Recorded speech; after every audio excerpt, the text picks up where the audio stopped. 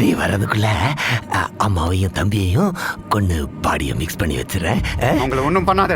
ஏய், ஏன்பா என்ன தடுக்கிற? நீ தடுத்தா நான் விட்டுருவேனா? அப்போ ஒன்று பண்ணு, என்கிட்ட கெஞ்சிரா, அவங்கள விட்டுறேன்.